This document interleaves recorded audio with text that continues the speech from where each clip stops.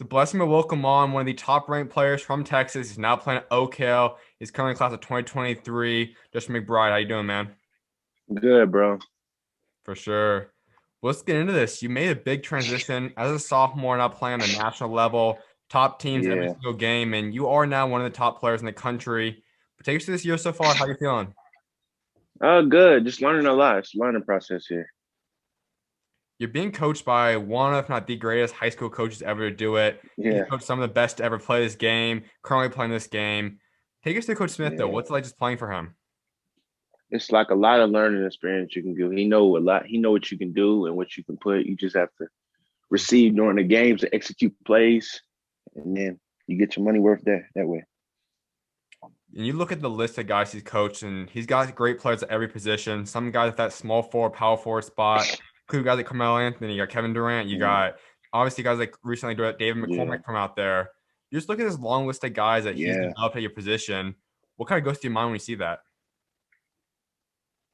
It's just like a learning. I just really study people game. Like, you know how Katie came here and all them. I'll just look at their game and see where I can put it to my game. And when you're talking to Coach Smith, are there certain players that he's either discussed with you that he kind of compares you to, or he sees you kind of play a lot like that he's coached before? Nah, he haven't compared me to players yet, but he practices. He talks about a lot of players that been there and how they work hard to get where they got. Stuff like that. Yeah. Now, when you take a jump to this, and sometimes a lot of guys like wait until upperclassmen years to make the big national stage jump, but it's a situation where you're hmm playing alongside some of the best players in the country. So it's not necessarily like it was last year where you're the go-to guy, you're the top guy right away. What led you to want to take this route though and kind of take more of a development approach and kind of wait to maybe your junior or senior to really be the guy on the team again? Just to like put myself where the best competition is. Mm-hmm. I like competition, so just to come up here and play with all the national ranked players here, and see if we can play as a team in chemistry. And then every game we play in the top prospects in the country, so that's a good thing too. You look at the long list of teams, AZ Compass you guys gone up against, Sunrise. Every night you guys are playing. Even last night, maybe not a nationally known team, but like Hunter South you guys go up against. What's it like just when you get on a court though and you play these guys that are top ranked players? What goes through your mind? What's that like? Well, I treat it like every other game. I can be starstruck a little bit, but yeah, Mhm. I got to take it like every other game, like it's a regular game. Because, you know, coach preaches you got to work hard to get in and play. The biggest thing probably is that practice, as you mentioned too, where you're playing against a guy like MJ Rice one moment, Caleb Foster's on their team. You got AJ Williams, you got Jalen Ricks, a huge big time player. What's those practices like though? It's very tough. It's very competitive. You might have a bad day in there. You might miss a shot, trash talk. But at the end of the day, we're a family. Yeah. Mhm. Who's the best trash talker on the team? Best trash talker on the team, probably MJ. I Mm-hmm. might Jalen Reed too. Yeah. Definitely. Yeah. Is it typically Jalen and MJ going up against each other at practice? Well, yeah, a couple times. Like they might switch up the teams and say like put the best. They might put the best starting lineup with the bench, or they might switch it over. Mm-hmm. They try to put like each position so they can match up really well. Who's the guy you typically are going up against? MJ, I guard MJ a lot, and Jalen Ricks and Reed a lot.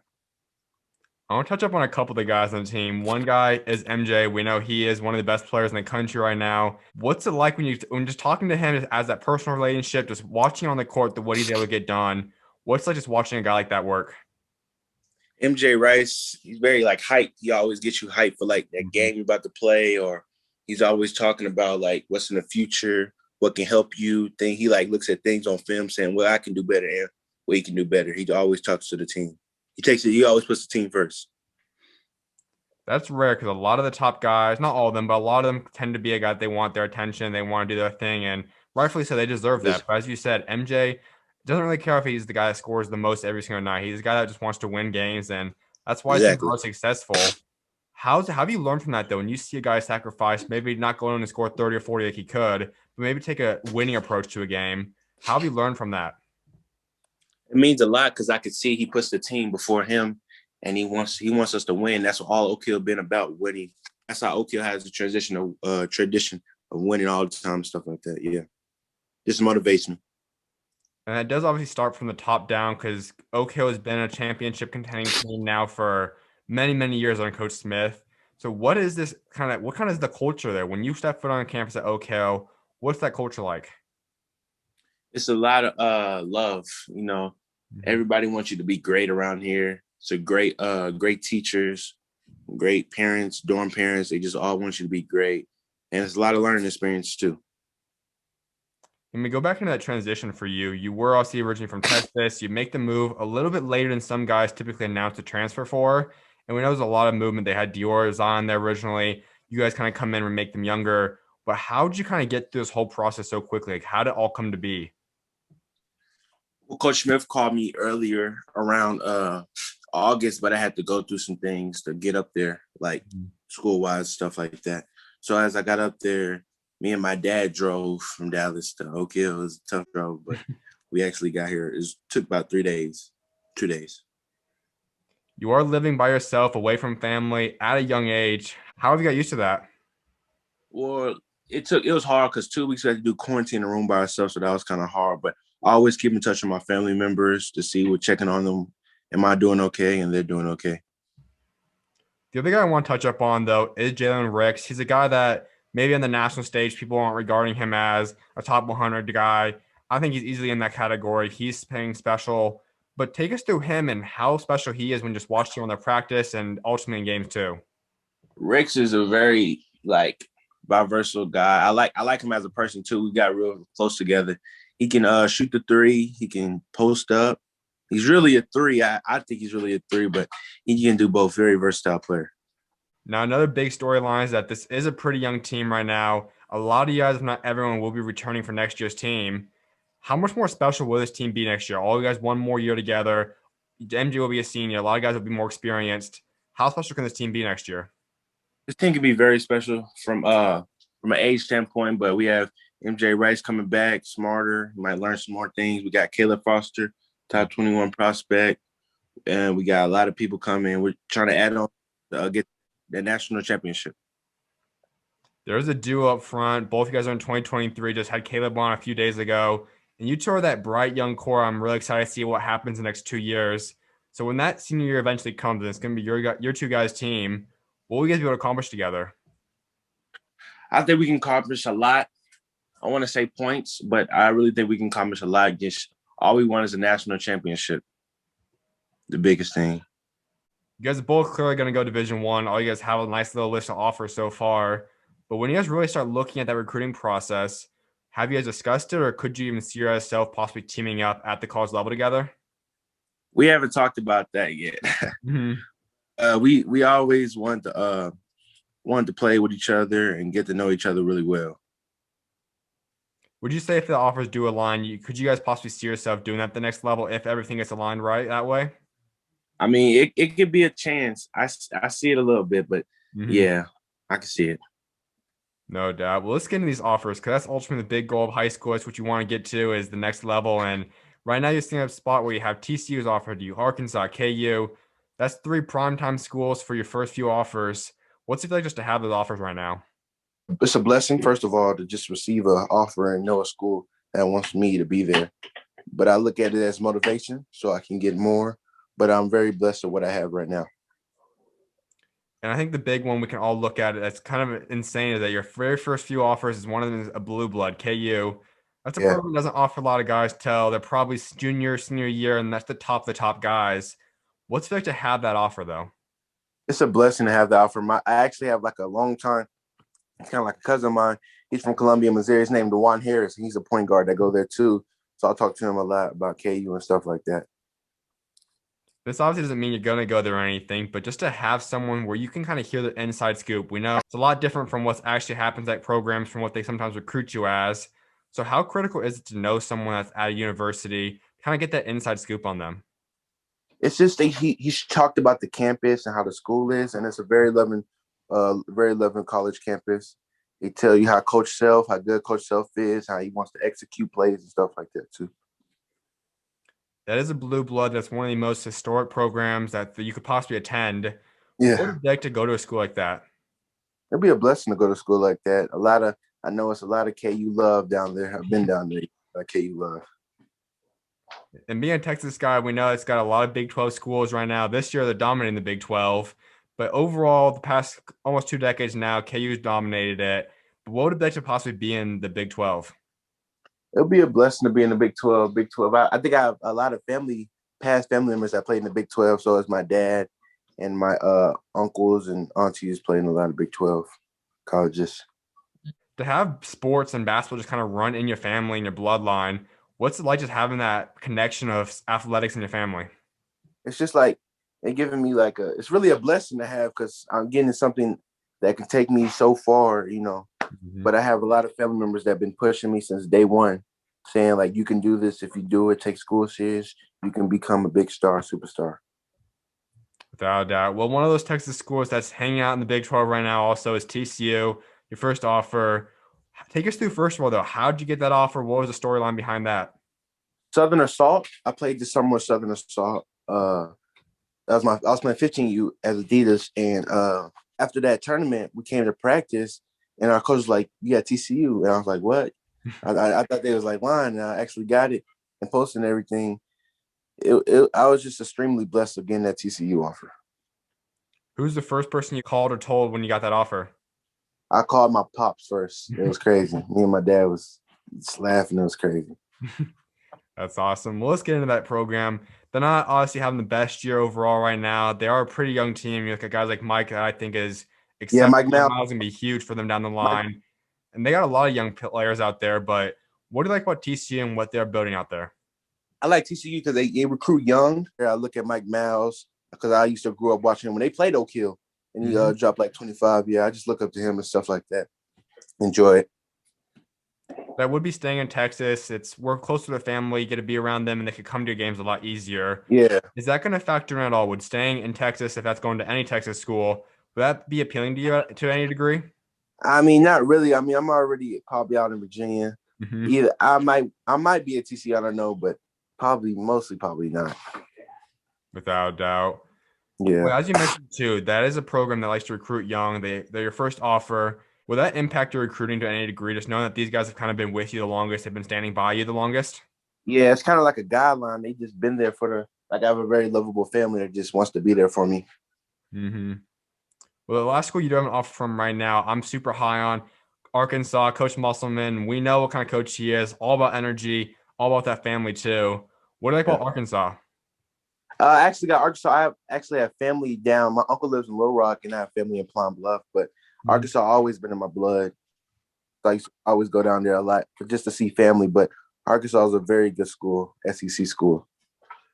You're roughly 6 months or so out so you guys can truly start that relationship, talking to them consistently, normal wise. But out of the early talks with them, what's it like talking to the coaching staff and what do you like about them? I talked to the assistant coach. He's very nice coach. He know what I was going through for the trip to Oak Hill. It was just a lot of I felt a connection, and I guess I can do a Zoom meeting with him. I guess later this summer to see what the campus look like. Hopefully we can hit this COVID stuff over with. We're hoping 2021 would have an opportunity to do visits and all that, but hopefully by 2023 you guys get something going on. So Yeah, how excited would that be just to go on campuses, check out the schools, take those official, unofficial visits soon? hopefully I can get it. If it's not this summer, probably next year. Mhm. But hopefully COVID dies down so I can get it this summer. Without a doubt. Well, those are the three schools you have right now. Who else is in the mix for you? Who else have you been having some form of communication with? Who else do I you I, hear is I had talked interest in you? I talked to Oregon. It was on December something. I talked to Louisville also. Coach Oregon's a Mack. big one. That's Pac-12. They've pretty much ran the Pac-12 too for a better part of a decade now since Coach Holtman's got out there. What do you like about Oregon? I like the assistant coach. He preaches transition. I love transition scoring, but Hmm. Oregon's a very nice school for me to go to too. Because AU wasn't as media heavy as usual, and right now you're in a little bit smaller role, a lot of the country might know exactly what Justin McBride is. So kind of take us through your game. What do you bring to a team?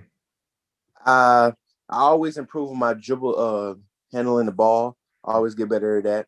But I can play big man. I can shoot the ball at a very high level, and I can dribble too. You're right now right around 6'8", still gonna be growing a little over 200 pounds as well. How have you grown into this body at such a young age? It's crazy. My dad always preached. just keeping my body in shape, because growing at a rapid rate, your stomach can get kind of big. But he always preaches running.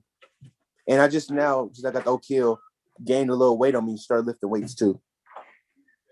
You mentioned it there too that you are pretty much an all-around type of guy. You can space out, shoot the three. You clearly able to take down guys down low and do your work down there. Also work on defense too. But how have you learned to become such an all-around player?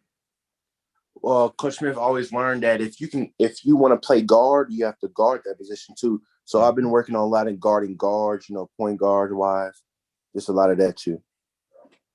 Rankings may not be the biggest thing out there. They don't mean too much, but it's still just a cool thing to see your name up there. And currently 247 and rivals have you top 20 ranked player. What's like just seeing your name in that? It's a blessing too, very blessing. But it motivates me because I know I want to get that number one spot. So when I look at that, this makes me motivate to go harder each and every day in practice and games. You had a little bit of buzz about you, but not until that Pangos Camp did you really take off. That's when the rankings came in. You got the KU and Arkansas offers following that. What was different about that camp, though? What allowed you to break out the Pangos Camp? It was something to prove because I had a lot of people doubting me at the time because it took me a minute to get the O'Kill, but I really wanted to prove something to like Dallas that I was really going to take over this camp and be number one in that spot.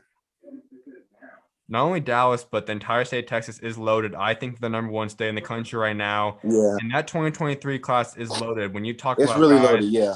From top to bottom, it's special out there. But how special do you feel that 2023 Texas class is? It's very tough. We have all around, just Houston, Dallas, all around that camp. We have a lot of big time 2023 players. And it's kind of off the top of my head, but you look at a guy like Ron, you got Cam out there, you, KJ. There's a lot of Jacoby Walter. I mean, this list goes on. It's kind of off the top of my head, but you guys all form a team, let's say, at some point. Would any other state's 2023 team be able to beat you guys? I don't think so. Me, Ron, KJ, Jacoby, all Jacoby and them. I don't think so. I think that'd be a very tough team. And you were running with Southern Assault. You had a solid, great year out there. It's a great program. Yeah. But why did you choose Southern Assault? Southern Assault was a very it came to me because COVID kind of ruined AAU. So I was just looking at second round. And Southern Assault was a big help with me. Adidas, and I didn't mind Adidas. They was nice, had nice guards like Finn, KP, a lot of people in Dallas that was very big time players, and we got there for it too. AAU's coming up soon. Before you know it, you'll be back on the AAU core, and hopefully it's back to normal. Are you still planning to run Southern Assault though? I might be. I might. I will. I'm certain I'm going to drive the 16U. Yeah. How excited are you for that? It's obviously gonna be a huge platform. How excited are you to go play with them? It's gonna be excited to go play with Drive, to play with Ron, my old friend Ron, KJ, Jacoby, and all them boys. We really preach brothership over there, so I think we should get along just okay. When you guys all do good out there together, how special can the EYBL team be? What can you guys accomplish out in EYBL season? Well, our coaches preaches if we all win, we all can get offers and stuff like that. And we just want to win Peach Jam. That's all we preach. Absolutely. Well, you also rock number 21. Kind of give us the backstory behind that and why that's the number you rock. Well, really, it's 21 and 23. I always like LeBron, like the number that, but my dad used to wear 23 back in the day too. And it's just a family number. I know there's always some guys that say playing, obviously, with the dad's been successful, played his game, can sometimes be a little bit of pressure, but also, as we talked about, he can kind of help you out as well. How's it having that guy in your life that has been in your shoes and done what you ultimately want to do someday? It's just like a guideline person. Like, let's say you play a game and you get done, he just tells you the things you do wrong and do good on the court. Sometimes you might think it's not good, but at the end of the day, you got to listen to him because he's been in your shoes before. Absolutely, man. Well, a few things I want to wrap up with. One of which is discussing a legacy. I know all guys want to build that thing that they're remembered for. So when you do step away from the game someday, what do you ultimately want to be remembered for what you achieve both on and off the court? I want to preach that. I always preach loyalty.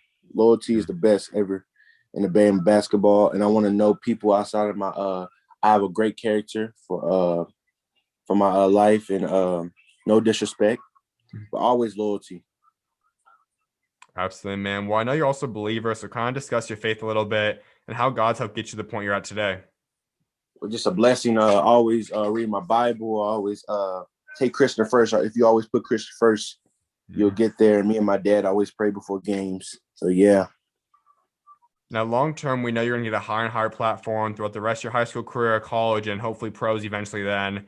How do you plan to spread God's word throughout the next few years and the rest of your career? Just to know that he's always going to be there for you. You know, it might not, you might ask for a blessing, but it might not come as fast as you can, but it's always going to come. Amen, man. Well, I definitely appreciate you taking time to come on today, and I'm Yes, excited to sir. God get next for you, man. Thank you. Of course, I was looking on, man. God bless.